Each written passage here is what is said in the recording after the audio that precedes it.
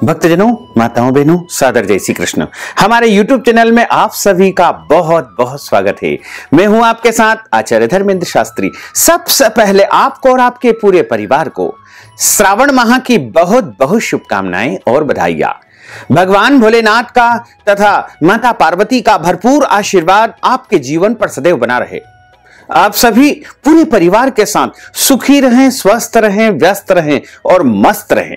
बाबा भोलेनाथ की कृपा से आप निरंतर उन्नति तथा प्रगति को प्राप्त करते रहे। श्रावण का महीना भगवान शिव का परम प्रिय मास माना जाता है। इस माह में भगवान भोले बाबा माता पार्वती जी के साथ पृथ्वी पर भ्रमण करने आते हैं। इसलिए श्रावण महीने में भगवान भोलेनाथ की पूजा अर्चना करना, व्रत करना, उपवास करना, मंत्र जाप करना, सिद्धि साधना करना बहुत ही फलदायी माना जाता है। आप अपने जीवन की सभी मनोकामनाओं को पूर्ण करना चाहते हैं या फिर अपने जीवन की सभी समस्याओं का अंत चाहते हैं, तो आपको श्रावण माह में भगवान भोलेनाथ की विशेष पूजा आराधना करनी चाहिए, उपाय करना चाहिए, मंत्र जाप करना चाहिए, व्रत उपवास करना चाहिए। क्योंकि चातुर्मास में जब भगवान श्री नारायण क्षीर सागर में विश्राम करते हैं, उस दौरान सृष्टि के संचालन की व्यवस्था बाबा भोलेनाथ के पास रहती है। और समस्त देवताओं में यदि सबसे जल्दी प्रसन्न होने वाले कोई देवता है तो वो भोले बाबा है।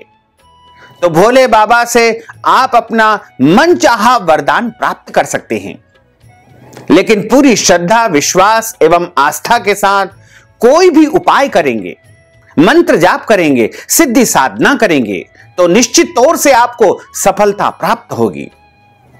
इस बार सावन का महीना 14 जुलाई 2022 से आरंभ हो रहा है, जो कि 12 अगस्त 2022 तक चलेगा। वैसे पूर्णिमा तिथि 11 अगस्त 2022 को है और रक्षाबंधन का पर्व भी 11 अगस्त को रहेगा। लेकिन 12 अगस्त को भी सूर्योदय कालीन समय में पूर्णिमा तिथि है, इसलिए श्रावण माह का समापन 12 अगस्त 2022 को ही माना जाएगा। इस बार सावन के महीने में 4 सावन सोमवार रहेंगे।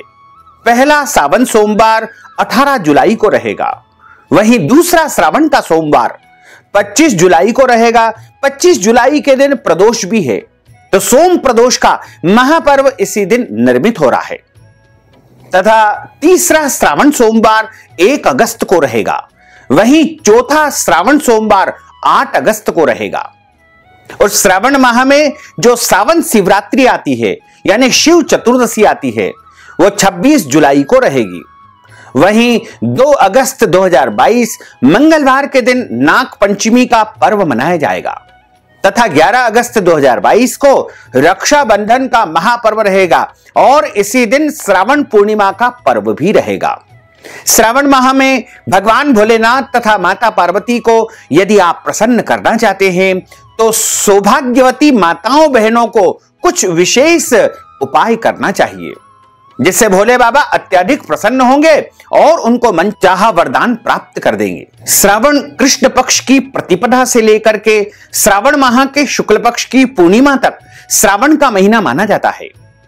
और श्रावण के महीने में हरी सब्जी का परित्याग कर दिया जाता है, यानी सावन के महीने में हरी सब्जी नहीं खाई जाती है। साथ ही श्रावण के महीने में वैसे तो पूरे श्रावण में व्रत करने का विधान है, यानी एक समय भोजन करने का विधान है, लेकिन श्रावण के सोमवार का अपने आप में विशेष महत्व माना गया है। तो यदि आप पूरे श्रावण का व्रत करना चाहते हैं तो आप 14 जुलाई से लेकर के निरंतर 12 अगस्त तक व्रत रखें। श्रावण के महीने में जो भी माताएं बहनें भगवान भोलेनाथ से अपने मन की कामनाओं को पूर्ण करने के लिए व्रत रखती है, उपाय करती है, उनको ध्यान रखना चाहिए कि यदि उनका विवाह हो चुका है तो वो भोले बाबा की आराधना पूजा यदि करती है तो उस दौरान अपनी मांग में सिंदूर अवश्य लगा लेवे, क्योंकि सिंदूर सौभाग्य का प्रतीक माना जाता है। और यदि विवाहित महिलाएं हैं तो वो गले में मंगल सूत्र भी धारण करें। विवाहित महिलाएं पांव में बिछिया धारण करें और हाथों में चूड़ियां अवश्य पहने। श्रावण के महीने में हरी चूड़ी पहनने का बहुत अधिक महत्व माना गया है। माता पार्वती तथा बाबा भोलेनाथ को हरी चूड़ियां अत्यधिक प्रसन्न होती है। यानी भोले बाबा और माता पार्वती हरी चूड़ियां देख करके अत्यधिक प्रसन्न होते हैं। तथा पांव में महावर भी लगाएं और सौभाग्य की वस्तुएं धारण करें। मस्तक पर बिंदी यानी टीकी भी अवश्य लगाएं। इसी प्रकार आंखों में काजल लगाएं और अन्य सभी प्रकार के श्रृंगार धारण करके भगवान भोलेनाथ का विशेष पूजन अर्चन करें। लेकिन ध्यान रखें, भोले बाबा की आराधना में, पूजा में काले कपड़े पहन करके उनकी पूजा अर्चना नहीं करना चाहिए। भोले बाबा को काला रंग विशेष जो है शुभ नहीं माना जाता है। यानी भोले बाबा की पूजा आराधना में काले रंग के कपड़ों का प्रयोग नहीं करना चाहिए। आप चाहें तो लाल रंग के कपड़े पहन सकते हैं, गुलाबी रंग के कपड़े पहन सकते हैं, पीले रंग के कपड़े पहन सकते हैं, कैसरिया रंग के कपड़े पहन सकते हैं, या फिर सफेद या नीले रंग के कपड़े भी आप पहन सकते हैं। हरे रंग के भी पहन सकते हैं, लेकिन काले रंग के कपड़ों का प्रयोग श्रावण माह में आपको नहीं करना चाहिए। श्रावण माह में वैसे तो आपको जो है शुद्ध और सात्विक भोजन करना चाहिए। यदि आप व्रत करते हैं, उपवास करते हैं, तो आपको एक समय भोजन करना चाहिए और शाम के समय भगवान भोलेनाथ का पूजन अर्चन किया जाता है। यानी प्रदोष काल में शाम को 4 बजे के पश्चात भगवान भोलेनाथ का पूजन अर्चन करना चाहिए और शाम के समय जब सूर्यास्त हो जाए उसके बाद शुद्ध और सात्विक भोजन करना चाहिए। श्रावण के महीने में या सावन सोमवार में जब आप भोजन करते हैं तो उसमें लहसुन, प्याज, मांस, मदिरा का या मसूर की दाल का उपयोग बिल्कुल नहीं करना चाहिए। तथा सावन के महीने में आपको विशेष रूप से तेज मिर्च मसालों का उपयोग भी नहीं करना है। यानी शुद्ध और सात्विक भोजन का ही आपको प्रयोग करना चाहिए। तथा सावन के महीने में दाढ़ी कटिंग नहीं बनवाना चाहिए। शरीर के अंग के कोई भी बाल काटना अथवा कटवाना नहीं चाहिए। सावन के महीने में ब्रह्मचर्य व्रत का पालन करने का विधान भी है। सावन के महीने में 4 पाई का परित्याग करके पृथ्वी पर शयन करने का विधान है। तथा सावन के महीने में आपको सूर्यास्त और सूर्योदय के समय सोना नहीं चाहिए। वैसे तो कभी भी आपको सूर्योदय और सूर्यास्त के समय सोना नहीं चाहिए, लेकिन श्रावण मास में इस बात का विशेष ध्यान आपको रखना चाहिए।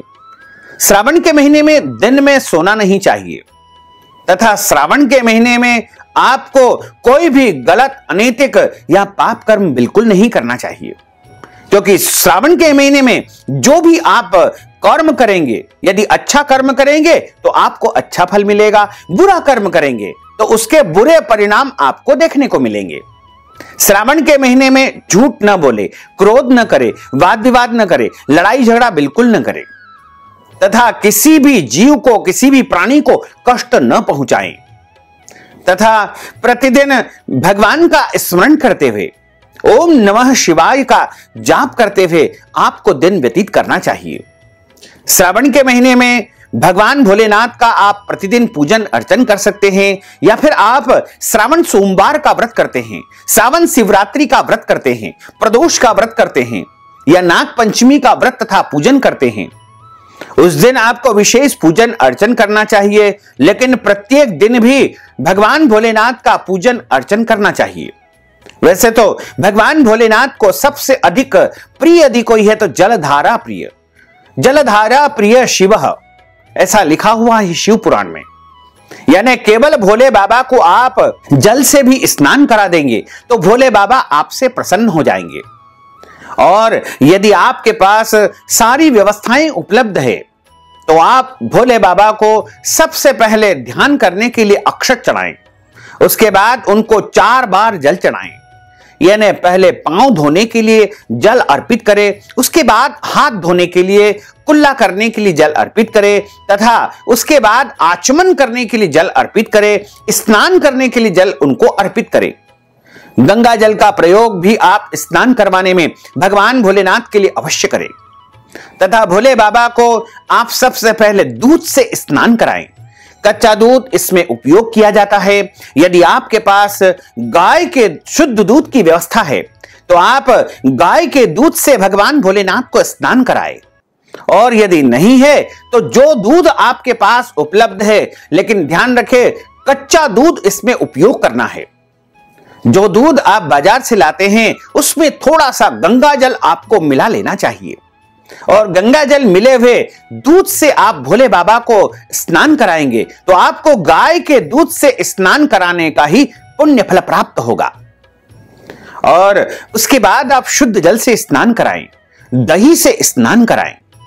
उसके बाद भोले बाबा को आप घी से स्नान कराएं तथा भोले बाबा को शहद से स्नान कराएं। उसके बाद शक्कर से स्नान कराएं। ये सभी स्नान जब आप कराते हैं तो बीच बीच में शुद्ध जल उनको अर्पित करते रहना चाहिए। उसके बाद भोले बाबा को चंदन के जल से स्नान कराएं तथा उसके बाद शुद्ध जल से स्नान कराएं। सुगंधित द्रव्य यानी इत्र के जल से स्नान कराएं। गुलाब जल से उनको स्नान कराएं। शुद्ध जल से स्नान कराएं। उनको भांग के जल से स्नान कराएं तथा भस्म के जल से स्नान कराएं। भस्म जो कि अगरबत्ती की या धूप बत्ती की जो राख होती है उसे भस्म कहा जाता है। हवन के माध्यम से भी जो जल करके राख हो जाती है उसे भस्म कहते हैं। भगवान भोले बाबा को भस्म अत्यधिक प्रिय है और भस्म भी उनको अर्पण करवाना चाहिए। इसके बाद शुद्ध जल से उनको स्नान कराएं तथा सबसे पहले वस्त्र उनको चढ़ाएं। भोले बाबा को सफेद कपड़ा या सफेद वस्त्र अत्यधिक प्रिय होता है। जनेऊ जोड़ा उनको चढ़ाएं। जनेऊ जोड़ा जो कि यज्ञोपवीत कहलाता है, यज्ञोपवीत उनको अर्पण करना चाहिए। चंदन का तिलक उनको लगाना चाहिए। पीला चंदन, सफेद चंदन आप उनको चढ़ा सकते हैं। इसके अलावा लाल चंदन भी उनको चढ़ा सकते हैं, कोई दोष नहीं है। तथा भोले बाबा को आप अक्षत चढ़ाएं। शिवलिंग को या भोले बाबा को जब हम अक्षत चढ़ाते हैं तो गीले अक्षत उनको चढ़ाने से विशेष प्रसन्न होते हैं। तथा भोले बाबा को आप पुष्प चढ़ाएं। सफेद पुष्प, पीले पुष्प अत्यधिक प्रिय होते हैं। लाल पुष्प यदि आप चढ़ाना चाहें तो जलाधारी के ऊपर चढ़ा सकते हैं, लेकिन शिवलिंग के ऊपर लाल पुष्प नहीं चढ़ाना चाहिए। केवल कनेर के पुष्प आप उनके ऊपर चढ़ा सकते हैं। एक कनेर का पुष्प चढ़ाने से 100 बिल्व पत्र चढ़ाने का पुण्य फल आपको प्राप्त होता है। इसके बाद भोले बाबा को पुष्पमाला अर्पण करें तथा उनको बिल्व पत्र चढ़ाएं। 3 पत्तियों वाला बिल्व पत्र सबसे शुभ माना जाता है। त्रिदलम त्रिगुणाकारम त्रिनेत्रम च त्रिधायुधम त्रिजन्म पाप संहारम एक बिल्वम शिवार्पणम, यानी 3 पत्तों वाला बिल्व पत्र ही सबसे शुभ माना जाता है। उसके बाद आप भोले बाबा को शमी पत्र चढ़ाएं तथा भोले बाबा को आप भांग का नैवेद्यम अर्पण करें। इसके बाद भोले बाबा को धूप बत्ती दिखाएं, दीप दिखाएं और हाथ धोकर के नैवेद्यम यानी भोग उनके सामने रखें। दूध से बनी मिठाई भोले बाबा को अत्यधिक प्रिय होती है। इसके अलावा आप पंचमेवा जैसे सूखे मेवे, काजू, किशमिश, बादाम, पिस्ता, चारोली, मिश्री इत्यादि मखाना जो होते हैं उनको पंचमेवा कहा जाता है। पंचमेवा का भोग लगाएं। भोग के ऊपर बिलपत्र रखें तथा भोले बाबा को आप मिठाई का भोग लगाएं। पंचामृत, दूध, दही, शहद, शक्कर, घी, इन 5 वस्तुओं से मिलकर के पंचामृत तैयार होता है। पंचामृत भगवान के सामने रखें और पंचामृत के ऊपर भी बिलपत्र रखें तथा जल घुमाएं। उसके बाद लौंग, इलायची, पान, सुपारी का बीड़ा बना करके भगवान भोलेनाथ को अर्पण करें तथा ऋतु फल यानी जो भी फल, केला, सेवफल, अनार इत्यादि जो भी आपके पास उपलब्ध है वो फल भोलेनाथ को अर्पण करें। नारियल उनको चढ़ाएं। नारियल को श्रीफल कहा जाता है। नारियल के ऊपर कुछ दक्षिणा रख करके भोले बाबा को आप अर्पण करें। उसके बाद भोले बाबा की आरती उतारें तथा कथा का श्रवण करें। जैसे आप श्रावण की कथा सुनने या फिर सोमवार की कथा सुने या 16 सोमवार की कथा सुने या जो भी कथा आप भोले बाबा से संबंधित सुनना चाहें वो सुने। और इसके बाद जो भोजन आपने तैयार किया है वो शुद्ध और सात्विक भोजन भोले बाबा के सामने अर्पण करें, लेकिन लहसुन, प्याज और मसूर की दाल भोजन में कतई उपयोग न करें और उसका भोग भी भूल करके भगवान भोलेनाथ को न लगाएं। इसके बाद आप स्वयं भोजन प्रसाद ग्रहण करें। इस प्रकार आप पूरे श्रावण माह में विधि विधान से भोलेनाथ का पूजन अर्चन करें तथा आप भोले बाबा को प्रसन्न यदि करना चाहते हैं तो वैसे तो बहुत सारे मंत्र है भोले बाबा के, लेकिन सबसे बड़ा महामंत्र है ओम नमः शिवाय। इसे पंचाक्षर महामंत्र कहा जाता है। कुछ लोगों ने भ्रमित कर रखा है कि माताएं बहनें ओम नमः शिवाय का जाप नहीं कर सकती है।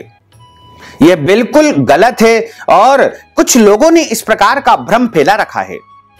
ओम नमः शिवाय का जाप सभी कर सकते हैं, चाहे बच्चे हो, बूढ़े हो, माताएं बहनें हो, कुंवारी कन्याएं हो और विवाहित पति पत्नी हो, कोई भी हो। ओम नमः शिवाय सबसे बड़ा महामंत्र है भोले बाबा का। ओम नमः शिवाय का जाप सभी को करना चाहिए और आप चाहें तो महामृत्युंजय मंत्र का जाप भी स्वयं कर सकते हैं या फिर किसी विद्वान ब्राह्मण के माध्यम से भी आप संपन्न करवा सकते हैं।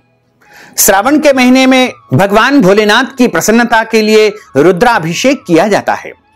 रुद्राभिषेक वैसे तो किसी विद्वान ब्राह्मण के मार्गदर्शन में या उनको बुला करके या उनकी उपस्थिति में या उनके निर्देशानुसार आप संपन्न कर सकते हैं या फिर किसी ब्राह्मण के माध्यम से भी अपना नाम गोत्र बता करके रुद्राभिषेक संपन्न करवा सकते हैं। श्रावण के महीने में शिवार्चन करवा सकते हैं। पार्थिव शिवलिंग बना करके, यानी मिट्टी के शिवलिंग आप तैयार करें, लेकिन ध्यान रखें कि मिट्टी के शिवलिंग जब हम बनाते हैं तो शुद्ध और पवित्र मिट्टी ओम नमः शिवाय मंत्र बोलते हुए खोद करके लाना चाहिए और उस मिट्टी में दूध, दही, शहद, शक्कर, घी पांचों वस्तुओं को अच्छी प्रकार से मिश्रित करके और घी का हाथ लगाते हुए एक एक शिवलिंग तैयार करना चाहिए। और पार्थिव शिवलिंग यानी मिट्टी के शिवलिंग आप 21 बनाएं, 51 बनाएं, 108 बनाएं, 1008 बनाएं, जितने चाहे उतने आप निर्मित करें तथा उनका पूजन अर्चन करने के बाद में सूर्यास्त के पहले पहले पार्थिव शिवलिंग का विसर्जन आपको कर देना चाहिए। इस क्रम को आप पूरे श्रावण माह में भी जारी रख सकते हैं या श्रावण सोमवार या सावन शिवरात्रि को या प्रदोष को भी आप पार्थिव शिवलिंग का अर्चन कर सकते हैं, क्योंकि पार्थिव शिवलिंग का अर्चन करने से परम सिद्धि प्राप्त होती है।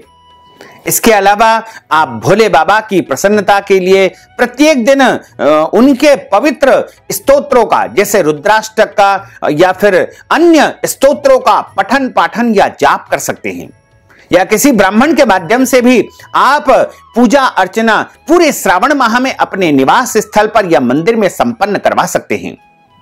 श्रावण की पूजा का विशेष महत्व है।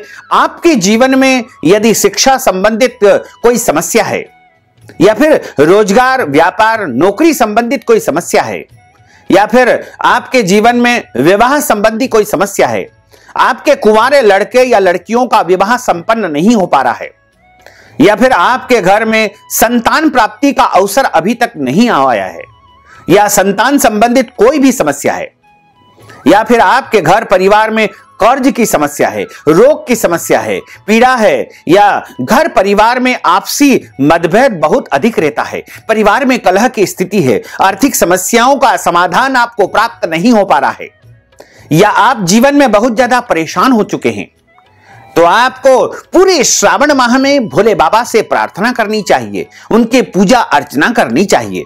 कुछ और नहीं कर सकते हैं तो केवल जल और बिल्वपत्र चढ़ाते हुए ओम नमः शिवाय का जाप करते रहें और अपने मन की कामना, अपने मन की इच्छा भोले बाबा के सामने प्रतिदिन आप प्रकट करते रहे तो आप निश्चित मानिएगा कि श्रावण माह समाप्त होने के बाद आपके जीवन की सारी समस्याओं का अंत हो जाएगा और भगवान भोलेनाथ आपकी सारी मनोकामनाओं को अवश्य ही पूर्ण कर देंगे।